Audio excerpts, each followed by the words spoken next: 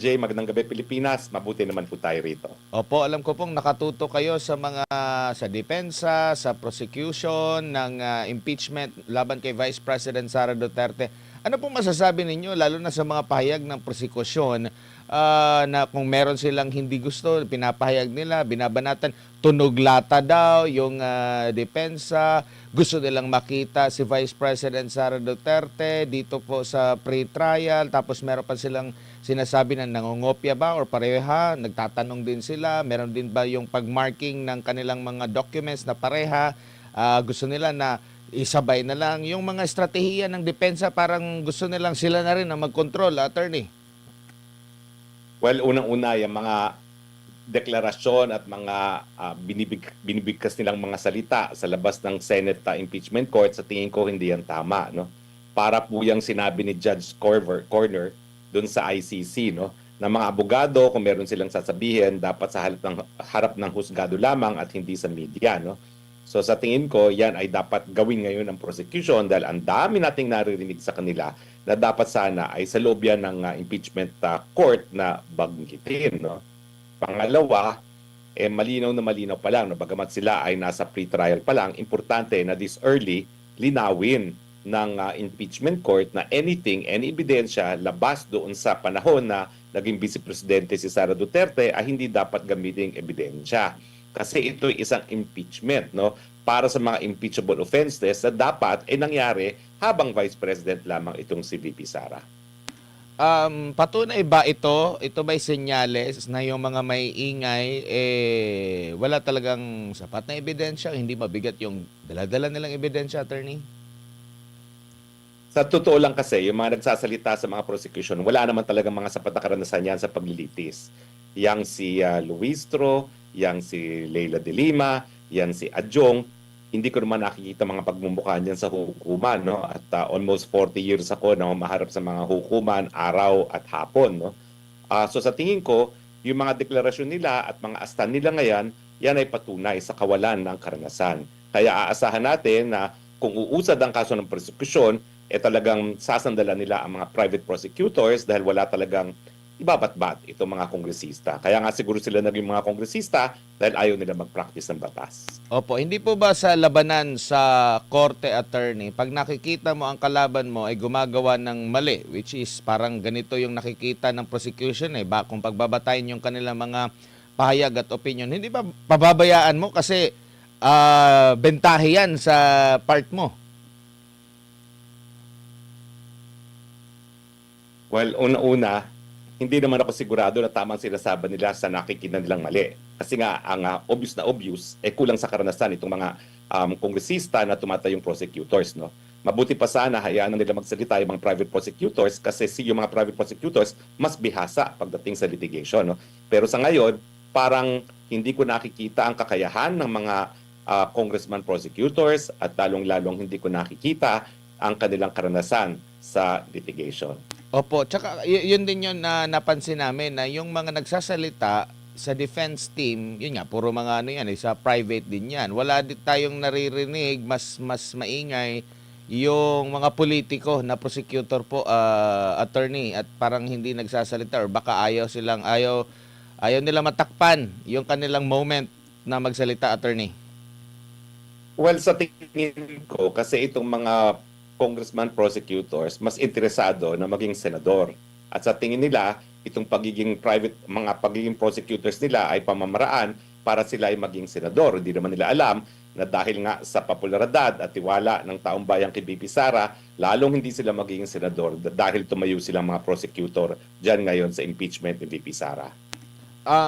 Ito bang mga ganito yung mga pagpapahayag ng kumbaga sinasabi nila mga propaganda ay dahil itong issue na ito hindi lang sasalang sa impeachment court kundi maging sa court of public opinion, attorney? Well, totoo yan, no? Dahil itong impeachment ay sui generis, it's not purely judicial, it's not purely political. Pero kinakailangan naman nakabase sa ebidensya. Kasi kung sila naman ay mag-iimbento lamang at hindi talaga gagamit ng ebidensya, hindi nila mapapatunayan din ang pagkakasala ni BP Sara dahil nag-a-apply pa rin on a supplementary basis ang rules of court dyan sa impeachment proceedings. At syempre, kapag nalabag ang karapatan ng akusado, maski ito'y hindi formal na hukuman, kinikilala pa rin ng saligang batas yung tinatawag nating due process rights ng ating impeachable officer na si VP Sara. Opo, lumulutang po yung pangalan ni Senator Chis Escudero na posibleng maging presiding officer. Nakikita nyo po ba na naayon ito sa batas, lalo na't pinasa nila yung para sa rules, pagbabago ng rules, noong merong question sa leadership ng Senado attorney? Well, tama ka dyan, no? Dahil yung rules ay naamyendahan ng peking Senado, no? At malinaw naman na kung sino talaga ang Senado ng mga panahon na yon, dahil nung nagkaroon sila ng numero, tsaka lang nila hinalal itong si Sherwin Gatchalian bilang Senate President. Sa tingin ko, kinakailangan muna na magpasa sila ng panibagong amendment to the rules para mawala ang duda kung valido ba nga yung ginawa nilang amendment to the rules na magtatalaga ng iba pang presiding officer bukod pa sa Senate President. Pero sa tingin ko, bagamat tahimik ang lengguwahe ng ating saligang batas kung sino magiging Senate President, yung tradisyon ng Senado at saka yung intensyon ng Senado, dapat yung namumuno sa Senado ang magiging presiding officer. Ang tanong, kaya ba yang gawin na isang hindi abogado? Well, ang punto ko naman, dapat bago sila pumili ng Senate President, kinonsideran nila yan na isa sa magiging katungkulan ng Senate President ay pagiging presiding officer ng Senate Impeachment Court. Opo, Spokes, good evening. Si MJ po ito.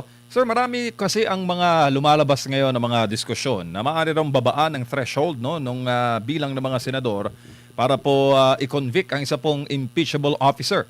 Anong tingin mo dun, sir? 2/3, 16, maaari dong 14 o 12. Depende raw po sa bilang ng mga senador that can actually vote and perform their mandate as a lawmaker sa ilalim po ng Senate Impeachment Court. Alam mo, nung nagpumilit sila na si Sherwin Gatchalian ay acting Senate President daw at Senate Pro Tempore, bagamat 12 lang ang bumoto, nakita ko na ng intention nila ay hindi talaga para italaga si Senate sa acting Senate President si Sherwin. No? Ang totoo nilang intention, ibaba yung numero ng boto para matanggal si VP Sara dahil alam na nila sa mulat mula na wala silang numero, no, na 16 para matanggal si VP Sara. So ako, bagamat kunwari ang pinag-aawayan ay mga posisyon sa Senado, ang talagang pakay nila ay magkaroon ng argumento para nga po maibaba yung 16 dahil sigurado ako wala silang 16 sa ngayon. At kaya nga tingin ko magpapatuloy ang gagawin ng administrasyon ng Malacanang lalong-lalo na manakot sa mga senador para bumoto para matanggal si VP Sara o di naman kaya ipakulong sila dahil gagamitin nga nila yung argumento na kung si Sherwin Gatchalian di umano ay nahalal bilang acting Senate President, no, na sa pamamagitan ng 12 quorum at sa 12 boto lamang, pwede rin nilang palitan yung boto para sa pagpapatanggal kay VP Sara. Pero sa akin, malinaw na malinaw pa gaya ng sikat ng araw ang lengguwahe ng saligang batas. Yan ay 2/3 of all members of the Senate. Gaya ng malinaw na malinaw ang sabi ng saligang batas na ang Senate President ay ihahalal ng majority of all members of the Senate at gaya rin ng nagsasabi na ang quorum ay majority of all members of each House of Congress. Opo, sir, paki-explain nga po yung kahalagahan kasi na-post po ito ni retired Justice Oscuna yung pagkakaroon po ng supermajority para po i-convict ang isa pong impeachable officer na may kaugnayan po sa boto ng mga Pilipino na mawawalan raw o magkakaroon ng disenfranchisement kung magiging easy na lang daw yung manipulation sa impeachment process pagdating na po doon sa Senado bilang impeachment court. Well, kasi nga po, ang presidente at ang vice-presidente na impeachable officers ay halal ng taong bayan. So hindi po pwede na kapag binaliwala ang mandato ng taong bayan, mapapadali ang proseso. Kaya talagang humihingi ng supermajority ang mga sa taong bayan nung binigyan nila ng bisa ang 1987 Constitution, para nga igalang yung mandato ng bayan para sa mga pinakamatataas na opisyalis natin kung sila ay tatangkain na mapaalis sa pwesto. Ganyan din ang argumento dun sa mga impeachable officers, bagamat hindi sila halal, no? Gaya ng mga justices at mga constitutional commissioners, no. Yun naman, maski hindi sila nagkaroon ng mandato ng taong bayan, yan ay pinakamatataas ng mga opisina na dapat magkaroon ng independence, no, sa ibang sangay ng gobyerno. Kaya nga pinahihirapan nila yung proseso na mapatanggal itong mga iba pang mga impeachable officers para manatili yung pagiging independyente nitong mga opisyales na impeachable. Opo, at kasi maraming nagtatalo ngayon, mga Dean, Attorney Harry, hinggil po doon sa threshold, no? At it seems na ito po ay nagdudulot rin ng pagkalito mula po sa ating mga kababayan. Yan po talaga ang intensyon nila nung sinimulan nila na legal daw itong si Sherwin Gatchalian, no? Nung 12 lang ang botong nakuha niya. Sa tingin ko, alam nila wala talagang legal na basihan yung ginawa nilang acting president si Sherwin, pero alam nila na darating din ang punto na makakakuha sila ng 13 kasi nga nananakot, no? Ang talagang intensyon nila pababain yung 16 dahil ngayon pa lang hindi ko nakikita kung paano mako-convict ni Luistro at paano mako-convince ni Luistro ang 16 na senador. Opo, sir, kung bababa, kung bababa po yung threshold, pumayag o nangyari, does that mean na ito'y maaaring gamitin din para po amyendahan ng konstitusyon? Naunang sinabi ni Senator Jaime na CONAS raw yung plano, no else sa 2028. Well, kasi ang pwede nilang gawin ay magkaroon na naman ng interpretasyon na kapag CONAS, hindi na kinakailangan na bumoto na hiwalay ang Senado at mananaig ang kagustuhan ng mababang kapulungan. No? So yan ang mangyayari kapag hinayaan natin na Malacanang ang magbibigay interpretasyon sa ating saligang batas at hindi ang kataas-taasang hukuman. Saan po papasok dito, Attorney, ang last bastion po ng ating demokrasya, ang kataas-taasang hukuman?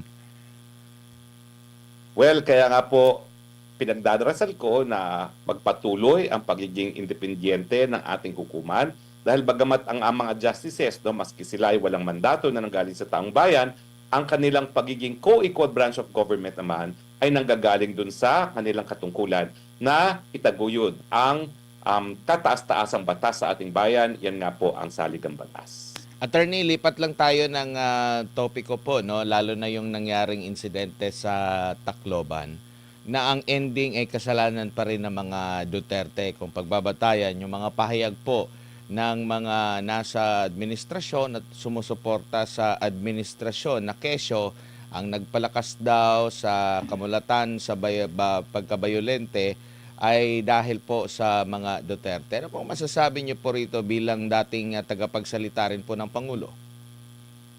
Well, yung ganyang conclusion manggagaling lamang sa isang tao na gumagamit ng mga pinagbabawal na gamot gaya ng cocaine. Wala pong tao na nasa tamang pag-iisip ang magsisisi na nangyari sa Tacloban kay Tatay Digong dahil unang-una, nung panahon naman ni Tatay Digong, yung 6 na taon ni Tatay Digong, walang kahit isang barilan na nangyari sa ating eskwelahan. Kung siya ang dahilan, bakit walang nangyari habang nakaupo pa bilang presidente si Tatay Digong?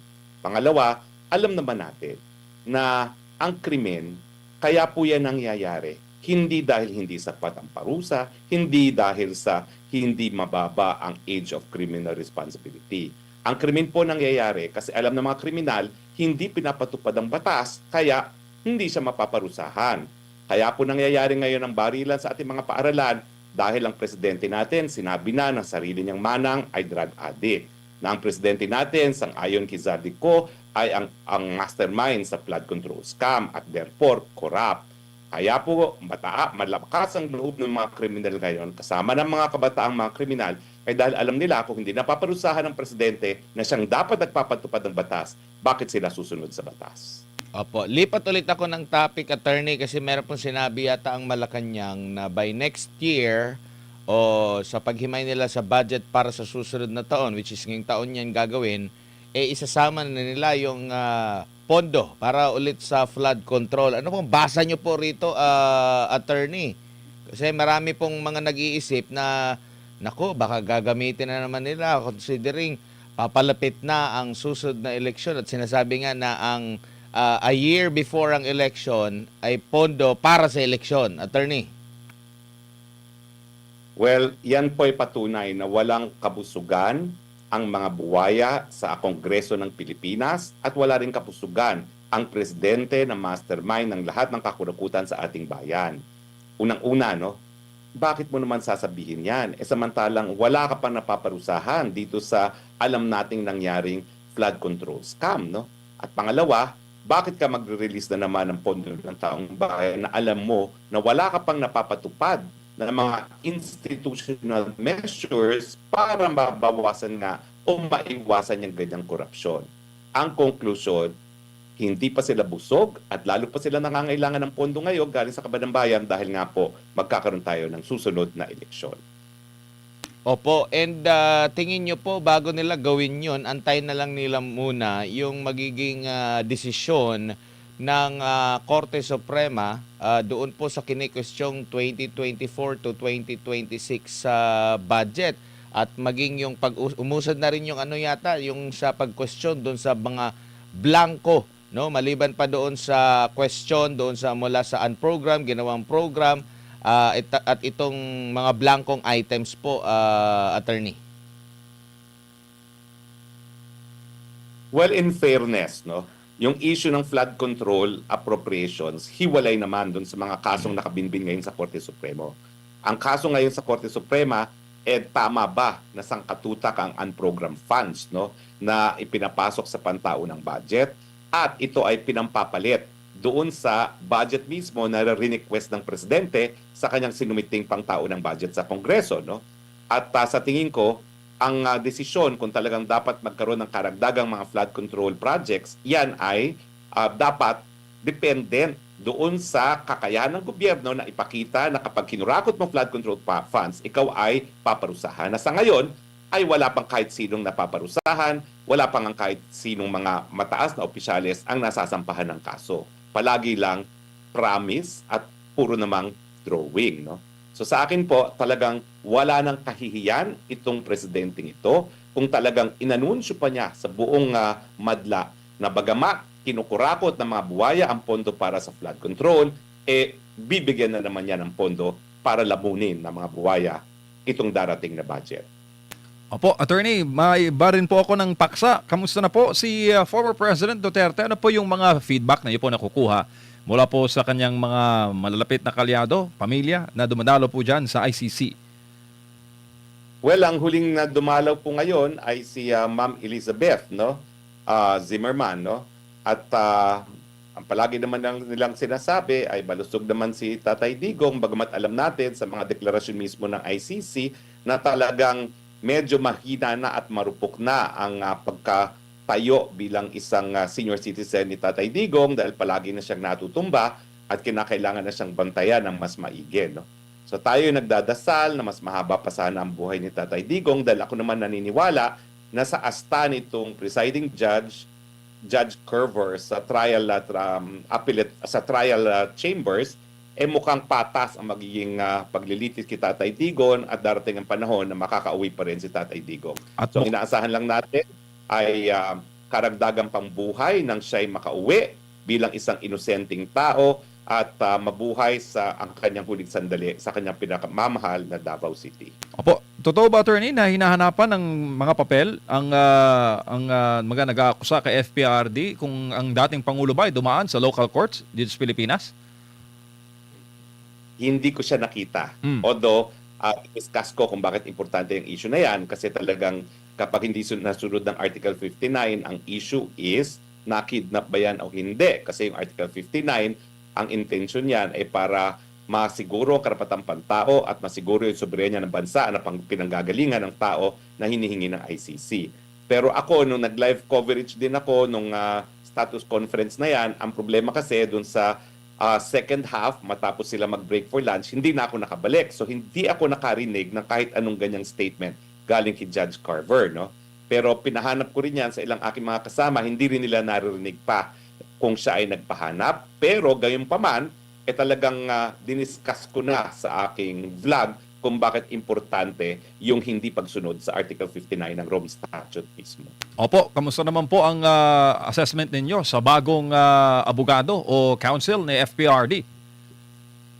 Well, bias ako kasi ako talaga nagrekomenda dyan kay Peter Haines. Hindi ko siya personal nakakilala, nakita lang kami nung binubuo yung bar ng International Criminal Court, pero alam ko kung anong mga talagang naging achievements niya, kasama na yung pagpapalaya doon sa Vice President ng Congo na si Bemba, no, na nauna nang nahatulan na guilty, napawalang sala niya on appeal.